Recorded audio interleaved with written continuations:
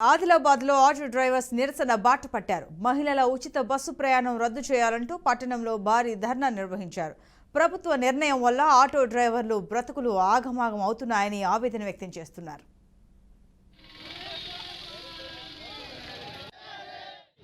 ఆడవాళ్ళకని మన రాష్ట్ర ప్రభుత్వం అమల్లోకి తీసుకొచ్చింది. అప్పటి నుంచి మా ఆటో డ్రైవర్లు కానీ, టాటా మేస్త్రీలు కానీ, ట్యాక్సీలు కానీ ఇలాంటి ప్రైవేటు వాహనదారులు నడిపే వాళ్ళు కూడా చాలా ఇబ్బందులు పడుతున్నారు. మరియు వాళ్ళ జీవితాలు కష్టగతంగా మారాయి. ఇల్లు నడుపుకోలేక, ఈఎంఐలు కట్టుకోలేక ఇంటి పరిస్థితి దారుణంగా మారింది.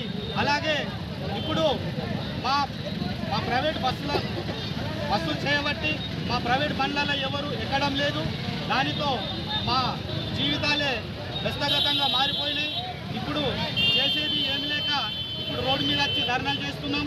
గవర్నమెంట్ కూడా మాపై దయతలచి మాకు ఆదుకోవాలని మేము కూడా విన్నవించుకుంటున్నాం.